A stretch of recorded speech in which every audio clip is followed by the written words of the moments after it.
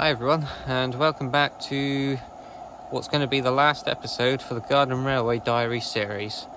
It's been a long time since I've done any video on the garden layout, and the fate is now sealed on this garden layout. It will soon be ripped up in a couple of weeks due to a house move. So I thought might as well do one last video update whilst it's still up before it gets taken up. So let's have a look and see what I've done. So we have a new addition to the layout. I've got a roundhouse lady am which I bought second hand. We also have a station building which I'll show you properly in a second.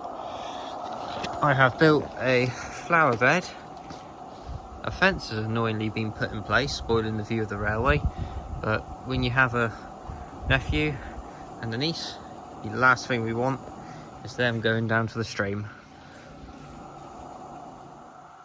So the flower bed with the dead flowers now was constructed with leftover materials from building this.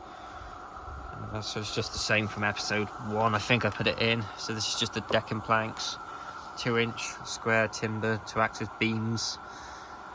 And this has all been filled in with compost and soil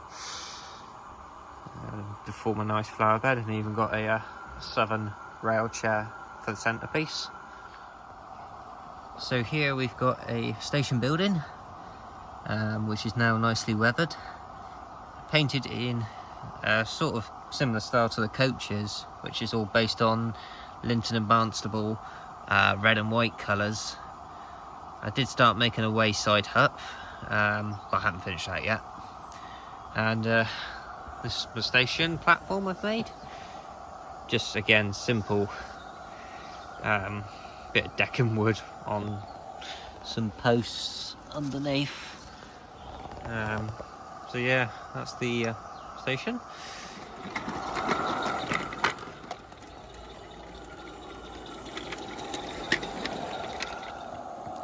So now all that's left to do, we'll end this last video update with a running session, and when I build the new one I will be doing the same, documenting the build progress. So let's now just enjoy the last few trains running on the line before the axe finally falls. So with this engine, it has not got a Summerland chuffer fitted, and I intend to fit one in, and hopefully it'll sound a bit better, and then eventually put it to radio controlled.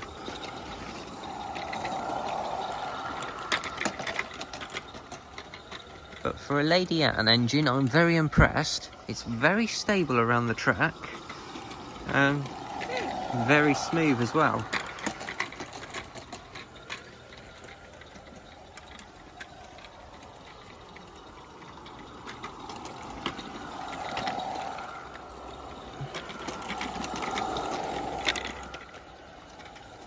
So on my next garden layout, I'm going to use a similar, well, the same construction method, same sort of track bed, but I'm going to hopefully do a little bit better at building it and make it just that little bit more level. In terms of my track is slightly on a cant, just slightly like that, but for my first garden layout I've ever built, I'm really impressed. I have learnt I've learnt quite a bit from building it, which I can take with me to the new house and improve on it.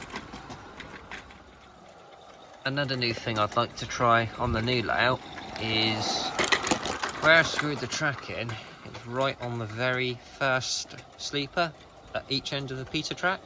What I'd like to do is take the screw back one sleeper so you don't have so much of a dip on the middle. I don't know how well the camera portrays it, but where the two rails meet, it just goes down slightly. So that's one thing I'd like to try on the new layout.